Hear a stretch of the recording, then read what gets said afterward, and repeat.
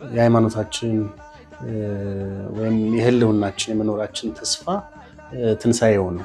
አንድ ገበሬ ዘሩን ሲዘራ አያዝንም እኮ አቅማችን እየሰራን እግዚአብሔር የጎደለው እንዲሞላ እየጸለይን ደስ ብሎን ባለን ነገር እያመሰገን ልንኖር ይገባል። ብንሰጥም ባንሰጥም ይጎላል። በመስጠት ውስጥ ግን መባረክ አለና በመስጠት ውስጥ እኛ ተስፋ እናገኛለንና እዚህ ላይ ባለን ነገር እንድንበረታ እንድንሰራ ሊሰራ የማይወድ አይብላ ይላል መጽሐፍ ቅዱስና ብቻችንን እንድንበላ እንድንጠጣ አይደለም። 50 ቀን የጾመ 50 ቀን የጾመ 50 ቀን በመብላት ያካክስ አይነት ነገር አይደለም። ቤተክርስቲያን ይህን ስርዓት የሰራችውና ወንድ መቼስ አይወልድም ማለት እና ሴቶችም ደግሞ ቤተ መቅደስ ገብተው አያገለግሉም።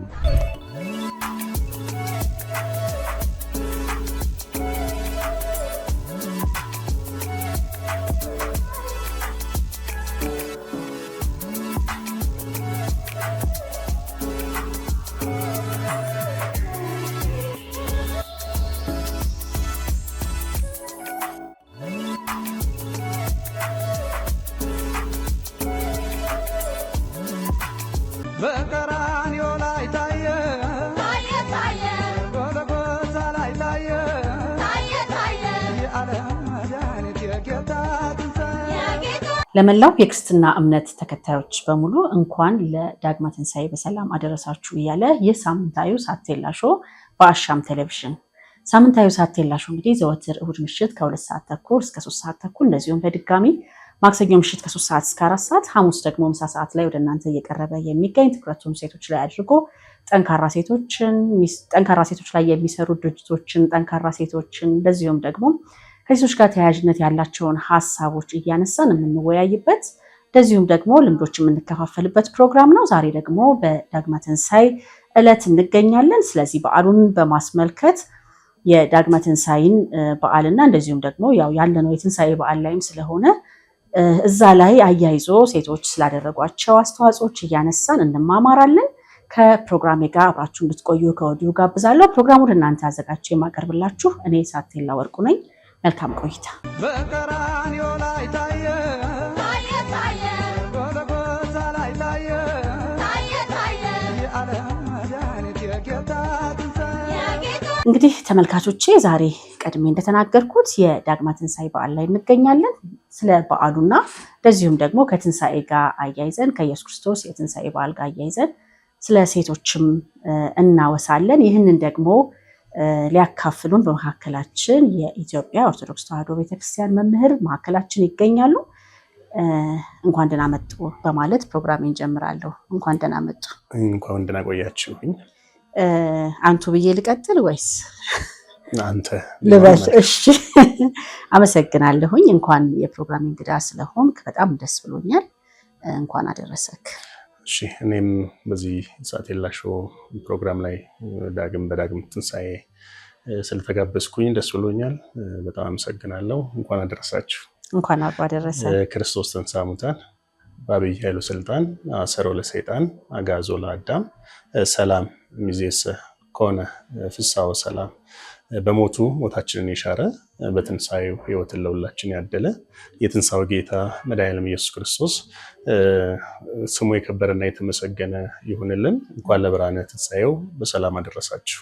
እሺ፣ እንኳን አብሮ አደረሰን። እንግዲህ ለቤታችን ያው እንግዳ አይደለህም፣ ቤተሰብ ነህ። ግን ደግሞ ራስን ድጋሚ ማስተዋወቅ ስላለብህ እስቲ ልጋብዝህ፣ ራስን አስተዋወቅ። መልካም።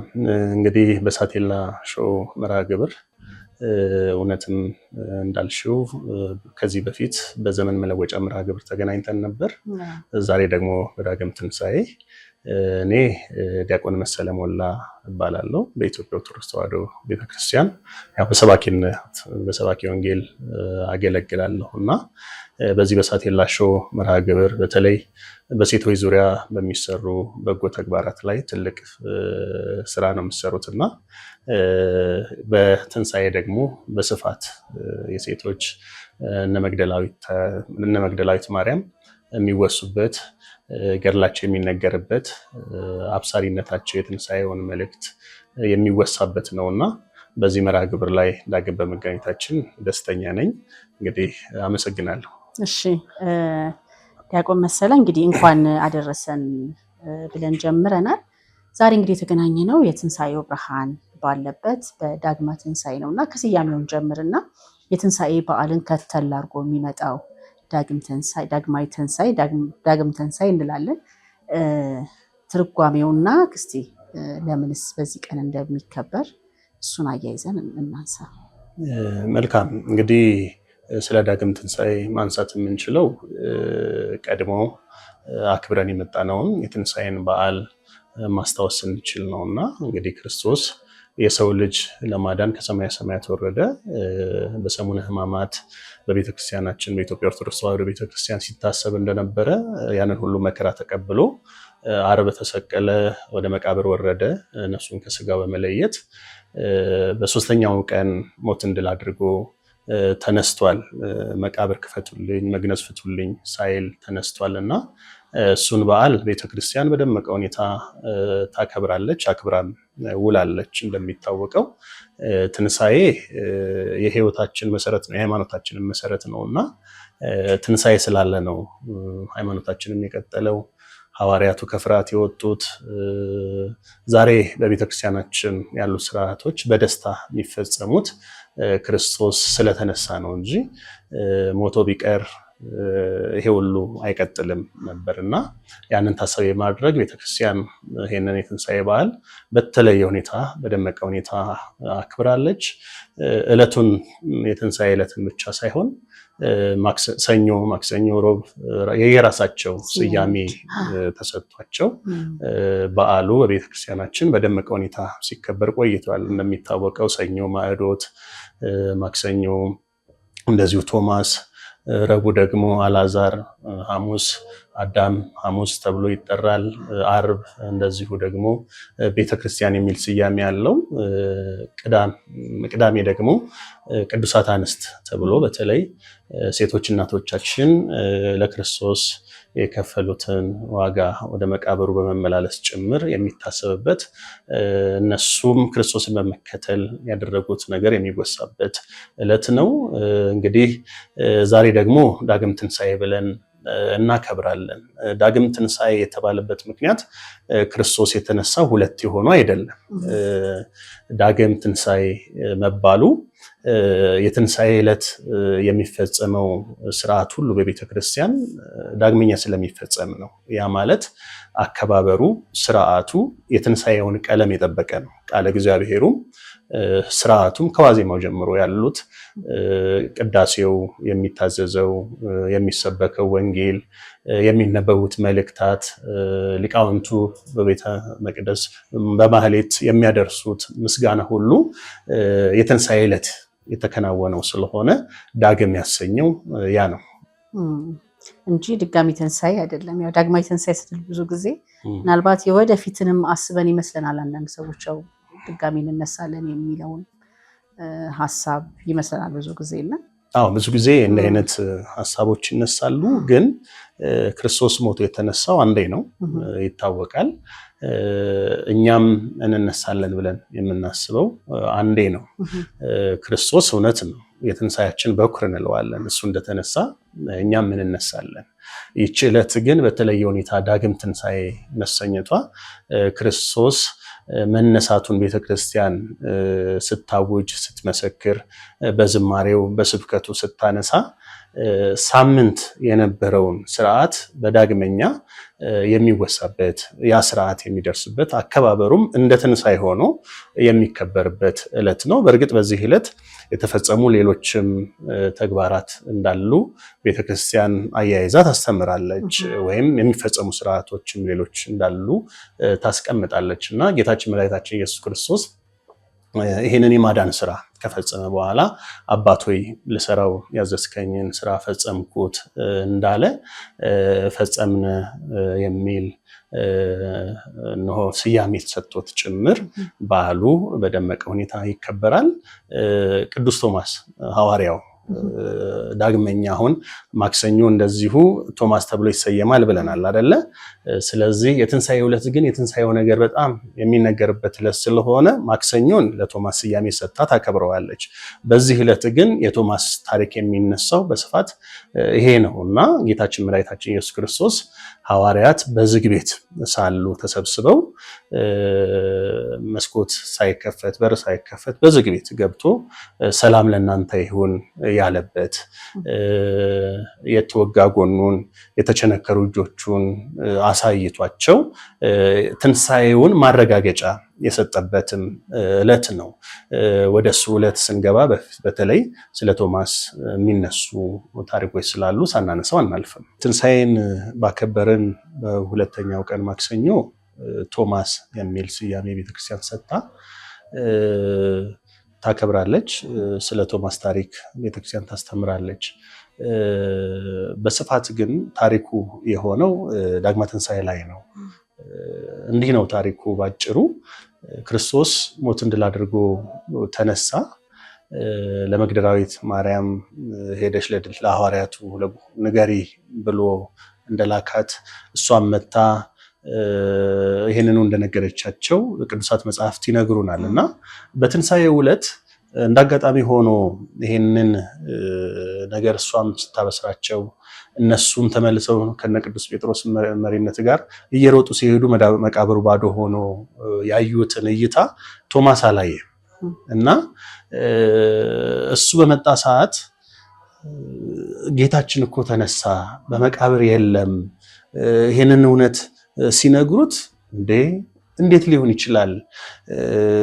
ካላየው በፍጹም አላምንም ነው ያለው። ማለት ያ ማለት በጣቶቼ ካልዳሰስኩ የተቸነከሩትን በእጆቼ ደግሞ የተወጋ ጎኑን ካልዳሰስኩ በስተቀር አላምንም አይነት ነገር አንስቷል። ይሄ ለምን ሆነ ሲሉ ሊቃውንቱ የሚያስቀምጡት ነገር አለ። አንደኛው ዲዲሞስ የተባለው ቶማስ ከሰዱቃውያን ወገን ነው። ሰዱቃውያን ደግሞ ትንሣኤ ሙታንን አያምኑ። ስለዚህ ሰው ይሞታል ግን ይነሳል የሚለውን በፍጹም ስለማያምኑ ከዛ ወገን ስለሆነ ተጠራጣሪነቱ አለ ማለት ነው። ያ ብቻ ሳይሆን ደግሞ ተነስቷል ብለው አይተው ነው የነገሩት። ስለዚህ ነገ ከሐዋርያት አንዱ ስለሆነ ቶማስ ያገለግላል ወጥቶ ክርስቶስ ተነስቷል ብሎ ተነስቷል የሚል ሰምቻለሁ እና ተነስቷል እያለ ሊያስተምር ነው ማለት ነው። የሰማውን ነው የሚሆንበት። ስለዚህ ከጓደኞቹ ከሐዋርያት ምን ሊል ነው ማለት ነው? ሊያንስ ሆነ እና ማየት አለብኝ ብሎ ያለበትንም ምክንያት አንዱ ሊቃውንቱ በዚህ አይነት መንገድ ያስረዳሉ። እና ከዛ በኋላ በተለያየ መንገድ ራሱን ትንሣኤውን ገልጧል። ጌታችን መድኃኒታችን ኢየሱስ ክርስቶስ በሳምንቱ በ8ኛው ቀን ዳግም ትንሣኤ በተባለበት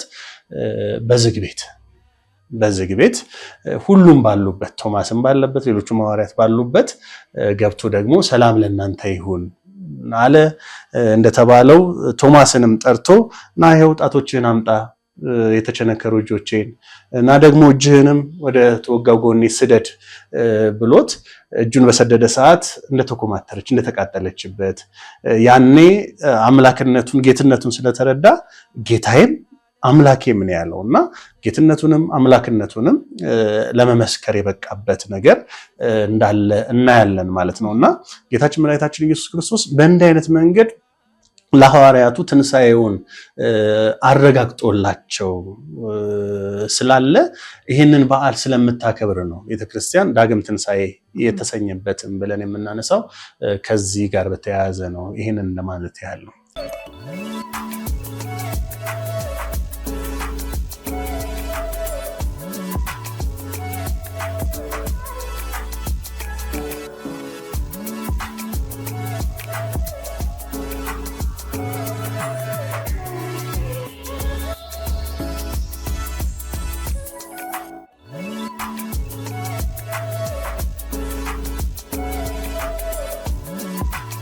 በቀራንዮ ላይ ታየ ጎልጎታ ላይ ታየ የዓለም መድኃኒት የጌታ ትንሣኤ። የሚገርም ነው እንግዲህ ይህንን ትልቅ በዓል ስናከብር እንደተባለው ኢትዮጵያ ኦርቶዶክስ ተዋሕዶ ቤተክርስቲያን ባለ 50ን ጨምሮ ረጅም በዓል ነው የትንሣኤ በዓል። ከሕማማቱ ጀምሮ ያሉት ስርዓቶች በጣም ነው ደስ የሚሉት። ቤተክርስቲያን ትህትናውን፣ መታዘዝን፣ አባቶች ጎንበስ ብለው እግር ሲያጥቡ እናያለን የኢየሱስ ክርስቶስን ምሳሌ አድርገውና በጣም ደስ የሚል ስርዓት ነው። ይህ እንግዲህ የምር በህይወታችንም ሁሌ ልንተገብረው የሚገባ ነገር ነው ብዬ አስባለሁኝ። መለስ ስንበል ወደ ትንሣኤውና ያው የኛ ፕሮግራም ሴቶች ላይ ነው ፎከስ የሚያደርገውና ብዙ ጊዜ በመጽሐፍ ቅዱስ የሚነሱ በጣም ጠንካራ ሴቶች አሉ። እነዚህን ሴቶች አንስተን ሳንጨርስ ደግሞ በሐዲስ ኪዳን በስብከቱ ያገለገሉ ሴቶች አሉ። እንዲሁም ደግሞ በትንሣኤው ትልቅ አስተዋጽኦ ያደረጉ ፍርሃታቸው ሳይገድባቸው የኢየሱስ ክርስቶስን መቃብር ድረስ በመሄድ ሽቶ እንደ ባህላቸው ሊያርከፈክፉ የሄዱ ጠንካራ ሴቶች አሉና እስቲ እነዚህን አያይዘህ የተወሰነ ነገር ንገረን። መልካም እንግዲህ ትንሣኤ ብለን አከበርን። ዛሬ ደግሞ ዳግም ትንሣኤ ብለን እያከበርን ነው ያለነው። እስከ በዓለ ሃምሳ የትንሣኤው አክብሮት ይቀጥላል። ያ ማለት ሰላምታችን ጭምር ስንገባ እንዳልነው ክርስቶስ ተንሥአ እሙታን በዐቢይ ኃይል ወሥልጣን፣ ክርስቶስ ከሙታን ተነስቷል በታላቅ በራሱ ኃይልና ስልጣን እያል ክርስቶስ በመነሳቱ ደግሞ ዲያብሎስ መታሰሩን፣ አዳም ነፃ መውጣቱን፣ ለሰው ልጆች ደግሞ ሰላም መሆኑን የምናውጅበት ነው።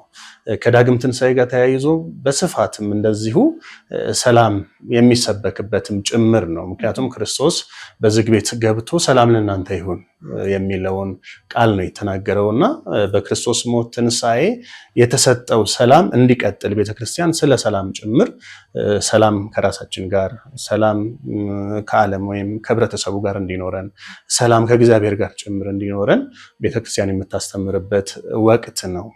ይሄንን ሰላም ሲሰብከን የተወጋ ጎኑን የተቸነከረ እጆቹን አሳይቶ ነው ዋጋ የተከፈለበት ሰላም ስለሆነ በተለይ በክርስቶስ የሚያምን ሁሉ ይህንን ሰላም ማስጠበቅ እንዳለበት እናምናለን። እንግዲህ ከሴቶች ጋር በተያያዘ አንስተሽዋል አንቺም ከጾሙ ጀምሮ ትንሣኤን ቤተክርስቲያን ትሰብካለች።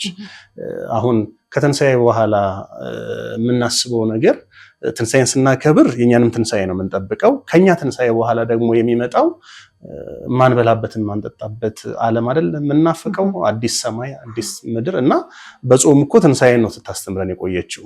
በሕማማት ሰሞን የክርስቶስን መከራ ስናስብ ክርስቶስ እሞታለሁ፣ ሰቀላለሁ፣ ገረፋለሁ ሲለን እነሳለሁም ደግሞ ብሎናል።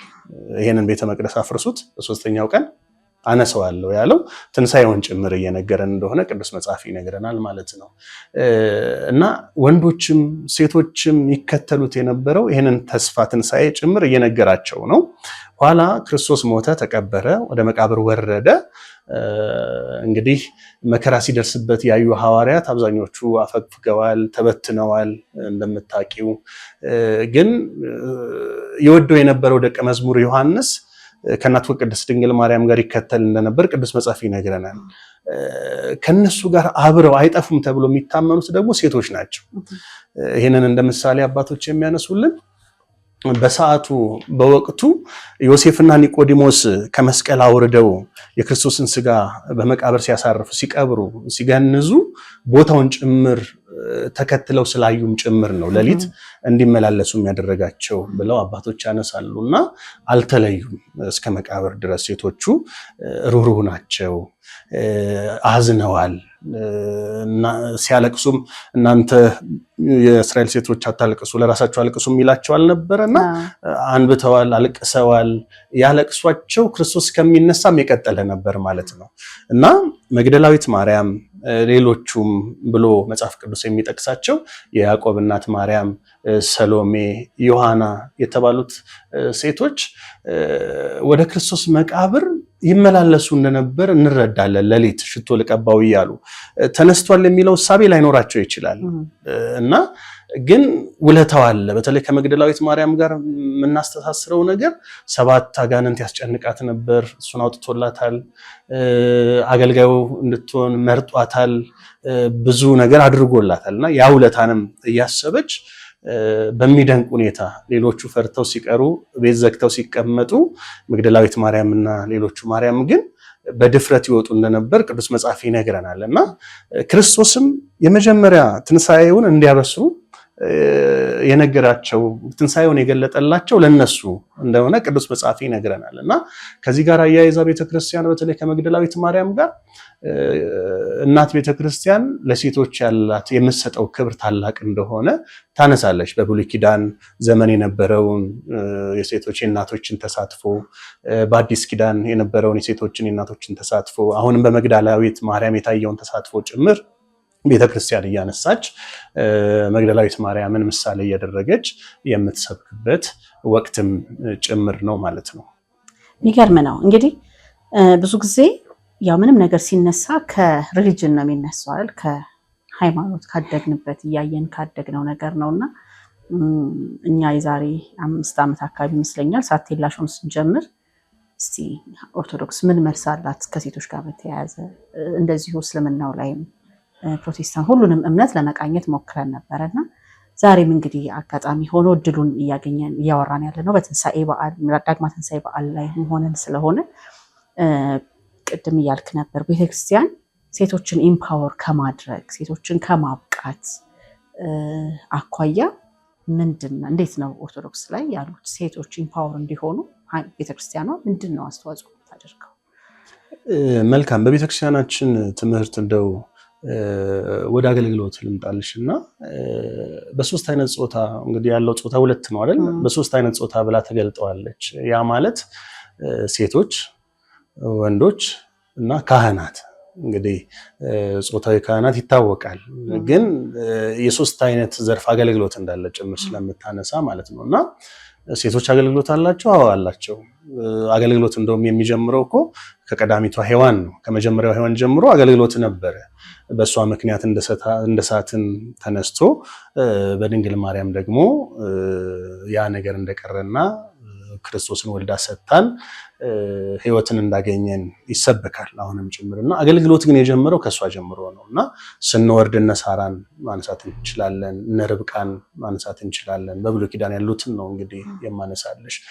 እነ ዲቦራ እነ አስቴር የሚባሉ በቅዱሳት መጽሐፍት ላይ ለሕዝባቸው መዳን ምክንያት የሆኑ በጣም በርካታ ሴቶችን ማንሳት እንችላለን። አዲስ ኪዳንም እንደዛው እንዳልኩሽ ከመቤታችን ከቅድስት ድንግል ማርያም አገልግሎት መመረጥ ጋር በተያያዘ ቤተክርስቲያን ያላት አገልግሎት ሰፊ ነው። ታውቂያለሽ፣ የእሷን እናቶች ቅድመ አያቶች ማንሳት ይቻላል። ደጋግ ቅዱሳን ጻድቅ ነበሩ በእግዚአብሔር ፊት ተብሎ የተነገረላቸው እናቶች አሉ፣ በንጽህና በቅድስና የኖሩ ማለት ነውና ከዛ ጋር ተያይዞ አሁንም በአዲስ ኪዳን ብዙ እናቶች ይነሳሉ። ከነዛ መካከል አሁን ከዚህ ትንሣኤው ጋር ስላያያዝን ነው መግደላዊት ማርያምን የምናነሳው። አስቢ፣ ሐዋርያት በራቸውን ዘግተው በተቀመጡበት ሰዓት ጨለማ አለ፣ የአይሁድ ዛቻ ማስፈራሪያ አለ። ጨለማውን ብቻ አልነበረም። ሐዋርያት አሁን ተሰብሰብ ብለን እንውጣ ማለት ይችሉ ነበር፣ ግን ክርስቶስ ተነሳ ሊነሳ ነው የሚል እንኳን ሐሳብ ይዘው ቢወጡ ከአይሁድ የሚመጣባቸው መከራ አለ፣ ፈተና አለ። ያንን ሁሉ ወደ ጎን ጥላ ሳትፈራ እንድትሮጥ አባቶች እኮ ሲያስተምሩ ከ5 ጊዜ ያላነሰ ትመላለስ ነበር። በቃ ገና ማለዳ ሳለ ሳይነጋ ጨለማው ሳይገፍ እሷ ትመላለስ ነበረ። ለዛም ነው መጀመሪያ ያገኘችውን ወንጌላውያን ሲጽፉ መላእክቱን፣ ከዛ ደግሞ ራሱ ክርስቶስን አግኝታ ታነጋግር እንደነበረ መጀመሪያ መቃብሩ ባዶ ሆና አይታ ለሐዋርያት መታ የነገረቻቸው ሐሳብን ያነሳሉ። ማለት ሐዋርያትም ጋር ሄዳ የነገረችው ጌታዬን ወዴት ወስደውት እንደሆነ አላውቅም፣ መቃብሩ ባዶ ነው ብላን የነገረችው። መላእክትም እዛ መቃብሩ ጋር ባገኟት ሰዓት ለነሱም ያንኑ ነው ያለችው። አስተውለን ከሆነ ማለት ጌታዬን ወስደውት ወዴት እንዳደረጉት አላውቅም እያለች ለመላእክት እንደሆኑም አላወቀችም።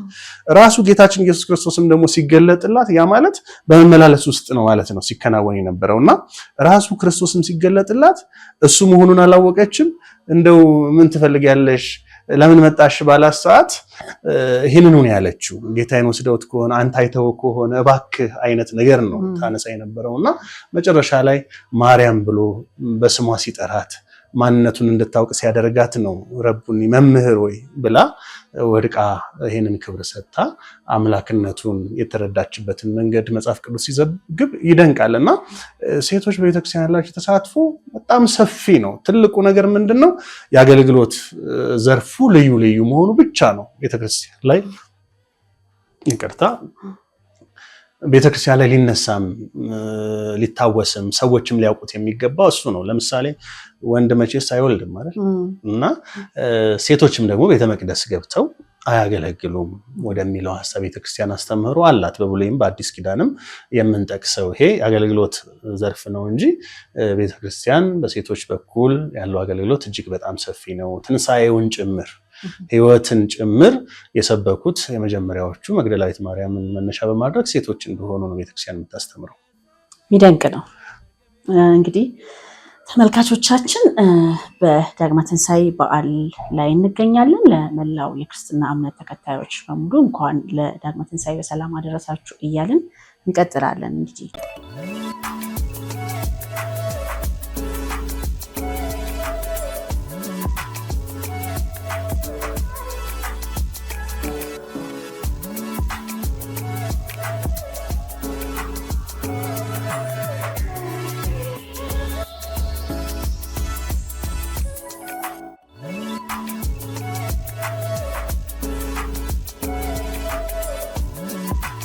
በቀራንዮ ላይ ታየ ጎልጎታ ላይ ታየ የዓለም መድኃኒት የጌታ ትንሣኤ። መልካም እንግዲህ ስለ ሴቶች ጥንካሬ ስናወራ ያው ቅድም እንዳለው በተደጋጋሚ በብሉይም በአዲስም በጣም ጠንካራ ሴቶች አሉና አሁን ላይ ያለነው ዘመናችን ደግሞ ትንሽ አስቸጋሪ ጊዜ ነው። ስልጣኔው አለ፣ ዘመናዊነቱ አለ። አንዳንድ ይሄ የሴቶች ኢምፓወርመንት ራሱ እንደ ፌሚኒዝም ወይም እንደ ፌሚኒስት እንቅስቃሴ የሚቆጠርበት ሁኔታ አለ። እሱን ተከትሎ ደግሞ የመጡ የተለያዩ ችግሮች አሉ። እኔ ሁልጊዜ እንደምናገረው እንደ ፕሮግራም አንደርስታንድ እንድናደርግ ፖቴንሻላችንን፣ አቅማችንን ከዚህ ከውጫዊው ነገር ባሻገር ሴቶች ጥበበኛ እንደሆኑ ልጆች አስተዳደግ ላይ የትዳርን ሕይወት ለመቀጠል እንደዚሁም ደግሞ ማንኛውም ነገር ላይ ሴቶች ድርሻ ትልቅ እንደሆነ ምክንያቱም ሲፈጠሩም ጥበበኛ ተደርገው ስለተፈጠሩ ያንን ጥበባችንን ስንጠቀም መትረፍ እንችላለን ለሀገር ለማህበረሰብ እያለን ለማውሳት ነው እንጂ ብዙ ጊዜ ይደርሰኛል አንዳንድ መልዕክት አንቺ ሴቶች ታቀነቅኛለሽ የሚባሉ ነገሮችም አሉና ለምሳሌ እንዲህ አይነት ነገሮችን ስናወራ የሙሴን እናት እንዴት አርጋ ልጇን በጥበብ ከነማንነቱ እንዳሳደገች በእርግጠኝነት አሁን ላለን እናቶች ይሄ ዘመናዊነቱ እየወሰደላለው ግራ ተጋብተን ከወዲህ ከወዲያ ልጆቻችንም እኛም እየተንከላወስን ላለን እናቶች ትልቅ ምሳሌ ይሆናል ብዬ አስባለሁኝና እሱ ላይ እስኪ ከአንተ አንደበት እንስማ። የዛችን ሴት ጥበብ እንዴት ማንነቱን አውቆ እንዲያድግ ያደረገችበትን መንገድና አሁን ላይ ያለን ሴቶች ደግሞ ይህንን ድርሻ እንዴት እንወጣው? እንግዲህ ያንቺ ፕሮግራም አሁን ሴቶች ላይ ያተኮረ ስለሆነ ብቻ አይደለም። ሀገራችን ኢትዮጵያም ቤተክርስቲያንም ሴቶች ላይ ሊሰሩ ይገባል። ይሄንን እኔ በደንብ አምንበታለሁ። ለምን ቢባል ቅድም ያነሳሽው ታሪክ አለ። የሙሴ እናት ዮካብድ በሚገርም ሁኔታ ነው ልጇን በጥበብ ያሳደገችው።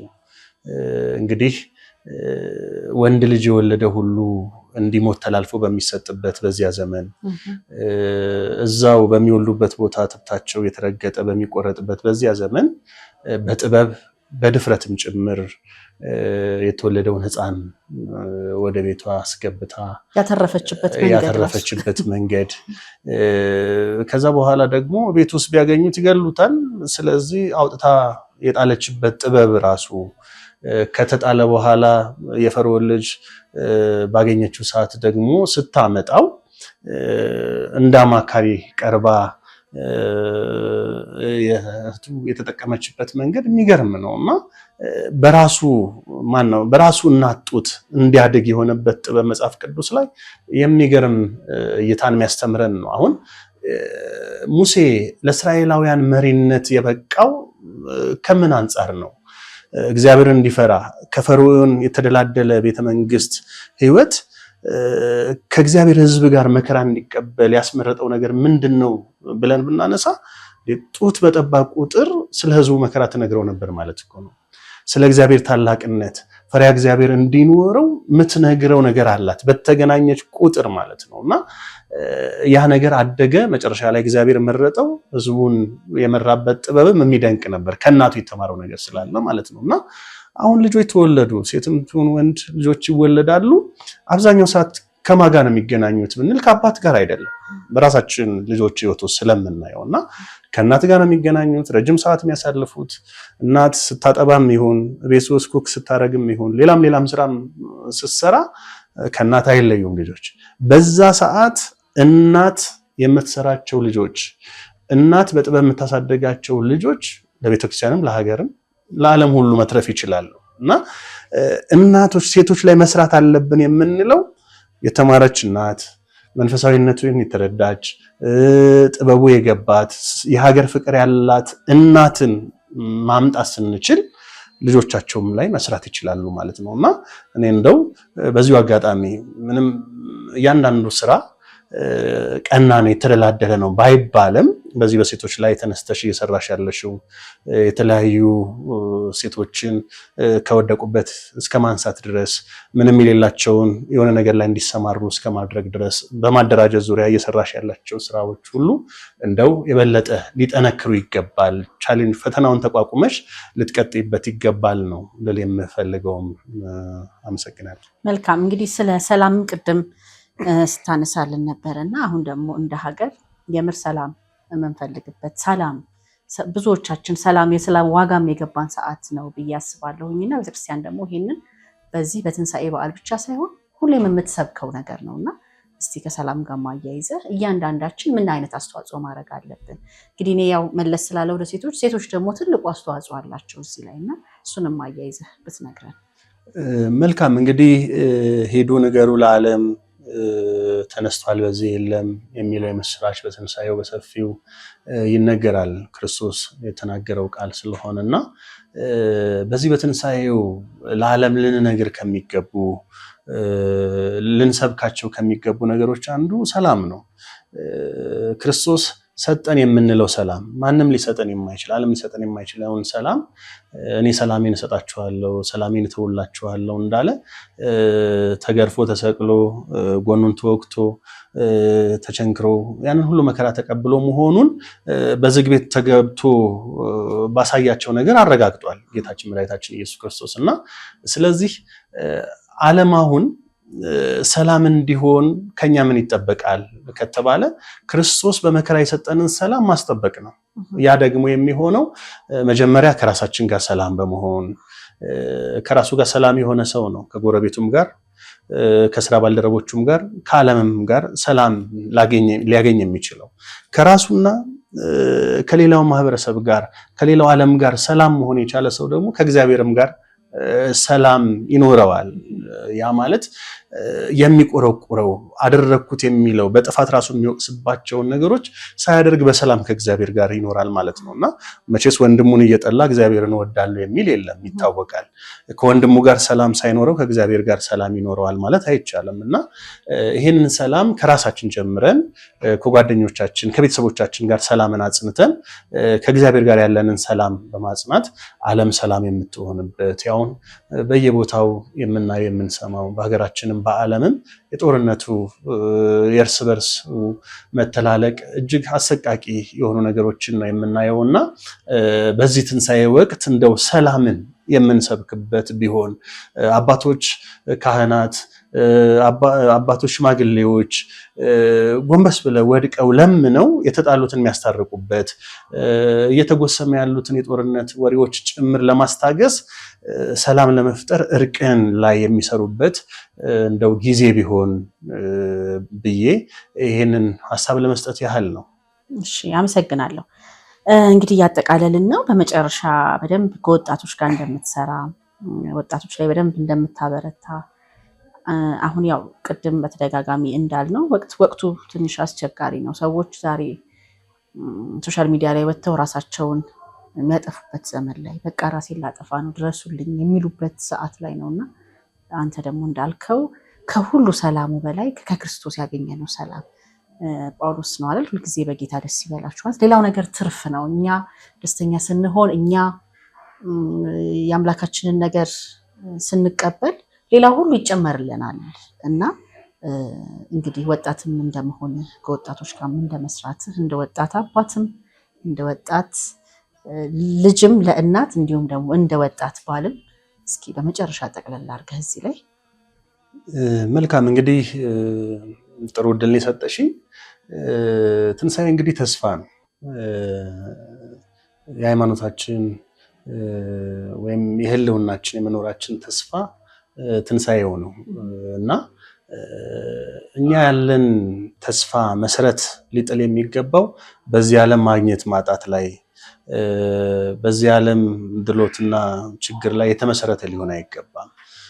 ከዚህ በመነሳት የኛ ዋጋችን ትንሣኤ ስለሆነ የሚጠብቀን አሁን ያለው የሞላለት ሁሉን ነገር በእጁ ያስገባው ሰው አለኝ ብሎ ሊደላቀቅ አይገባም። ተስፋው መብላት መጠጣቱ መኖሩ ስላልሆነ የሌላቸው ደግሞ የተቸገሩ ኑሮ አልሞላ ያላቸው በተለያየ መንገድ አንስተሽዋል ራስን እስከ ማጥፋት ድረስ የሚደርስ ስቃይ የሚቀበሉ ሰዎች ደግሞ ማማረር የለባቸውም። ከዚህ መከራ በኋላ ያለውን ትንሣኤ ተስፋ ማድረግ መቻል አለባቸው።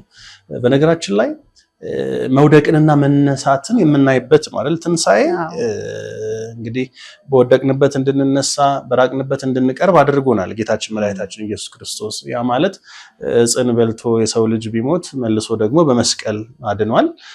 በሔዋን አማካኝነት የሰው ልጅ ስቶ ቢወድቅ አዳም ከገነት ቢባረር በእመቤታችን በቅድስት ድንግል ማርያም በኩል ደግሞ እንደዚሁ ድነትን እንዳገኘ ሁሉ አሁንም በተለያዩ አጋጣሚዎች በተለያዩ ምክንያቶች መሳት፣ መውደቅ፣ አለመሙላቶች፣ መከራ፣ ስቃዮች ይመጣሉ። ግን ከዛ ውድቀት በኋላ ደግሞ መነሳት አለ። አየነው እኮ አባቶቻችን በሰሙነ ሕማማት ሲወድቁ ሲነሱ ክርስቶስን መውደቅ መነሳት ሲያስቡ ቆዩ አይደል? ከሕማማት በኋላ ምንድን ነው የመጣው? ትንሣኤ መጣ፣ ደስ ተሰኘን እና በምድር ላይ ሞልቶ እግዚአብሔር ሊያስደስተን ይችላል እና ያ ባይሆን እንኳን ከሞት በኋላ ሕይወት ስላለ ሞተን በስብሰን ስለማንቀር አንድ አባት ካስተማሩት ትምህርት እጅግ በጣም ደስ የሚለኝ አንድ ገበሬ ዘሩን ሲዘራ አያዝንም እኮ እንግዲህ ወደ አፈር ነው እየጣለው ያለው መሬት ነው እየጣለው ጥሎት ነው የሚገባው፣ ግን አያዝንም፣ ደስ እያለው ነው የሚዘራው። ለምን? ነገ ስለሚበቅል ነው። እና እኛም በዚህ ዓለም ላይ ስንኖር ነገ ትንሣኤ እንዳለን፣ ነገ ሕይወት እንዳለን፣ ነገ ከክርስቶስ ጋር መኖር እንዳለን እያሰብን ልንጽናና እንደሚገባ የሰው ልጅ ሕይወት እነሆ በሞት የሚገደብ አይደለም። ቀና ብለን መሄዳችን በራሱ ከእንስሳት የሚለየን አንዱ ትንሣኤ እንዳለን የሚያበስር ነው። ተኝተን እንነሳለን። መተኛታችን የሞት ምሳሌ ነው።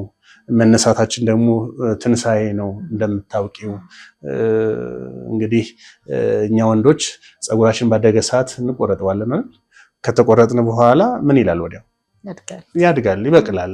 ጠፍራችን አሁን እንደምታዩ እዚች ጋር ነው ያለችው፣ ከዚህ በታች የለም ጠፍር። ግን ስንቆርጠው መልሶ ያድጋል እና ያ ማለት በቃ ክርስቶስ የሰጠን ተስፋ አለን ማለት ነው። የሚለመልም ተስፋ በሕይወታችን እንዳለ በማመን ልንጽናና፣ ልንረጋጋ፣ ይሄ ተስፋ የሚያስቆርጥ ነገር ውስጥ ልንገባ እንደማይገባ ነው ለወጣቱ ለመክር የሚገባውና አሁን በምናየው አሁን በምንሰማቸው ነገሮች እንደው ግራ ተጋብተን አንድ ሀገራችን ኢትዮጵያን እስከ መጥላት ድረስ የሚያደርስ ነገር ውስጥ ራሳችን እስከ መጥላት፣ ቤተሰቦቻችን እስከ መጥላት፣ ከቤተሰብ እስከ መራቅ ድረስ የሚያደርሱ ነገሮች ውስጥ ሳንገባ ባለበት ጸንተን ያቅማችን እየሰራን እግዚአብሔር የጎደለውን እንዲሞላ እየጸለይን ደስ ብሎን ባለን ነገር እያመሰገን ልንኖር ይገባል ማለት ነው የምፈልገው ወጣቱን በአጠቃላይ። እውነት ነው።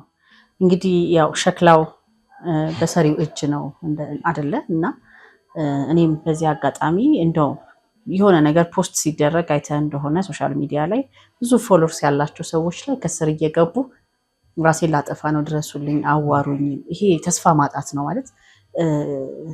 ትልቅ መጽሐፍ ቅዱስ ተሰጥቶናል። ያንን ገለጥ አድርገን ብናነብ ራሱ እግዚአብሔር በዛ ውስጥ የሚያስተላልፈው መልእክት አለ።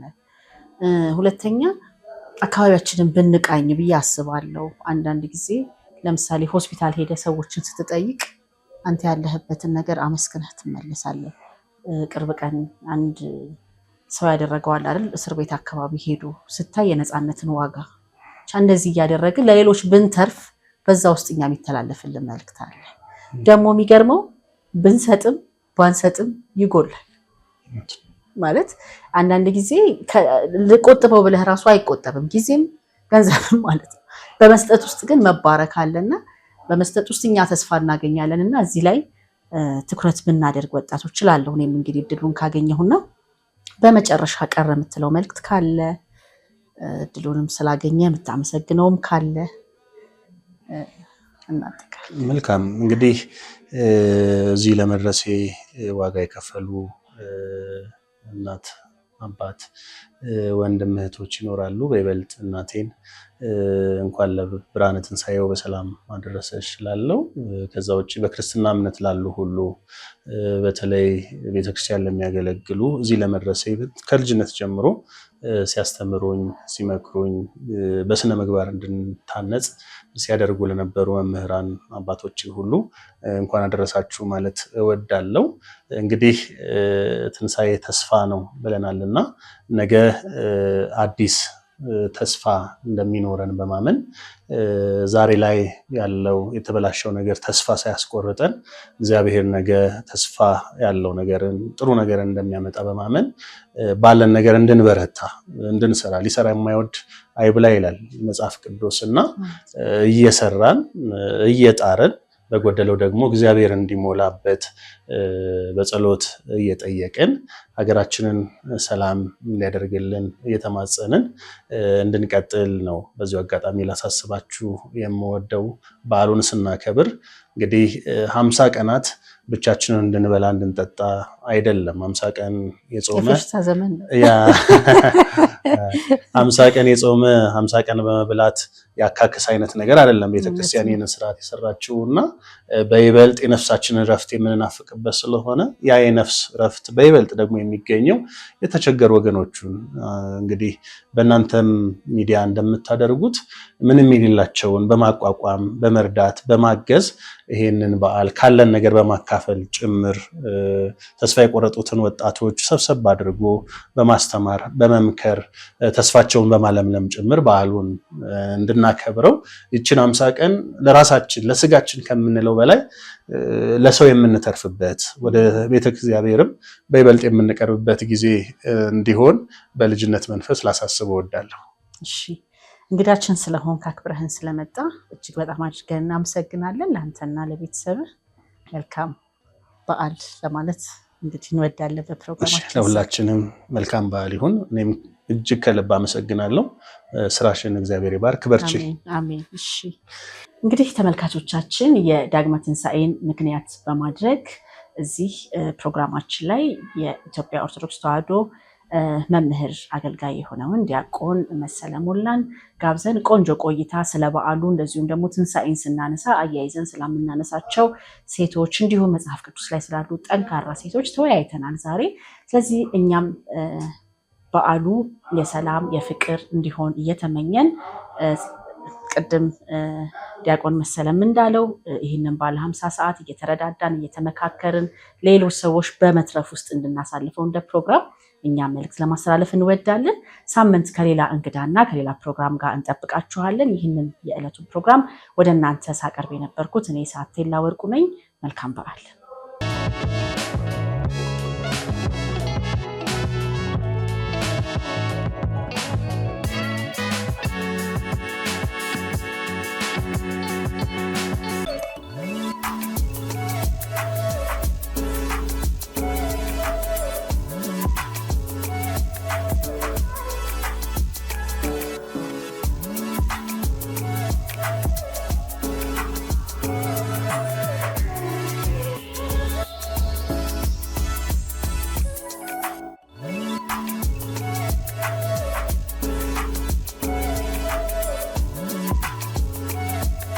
በቀራንዮ ላይ ታየ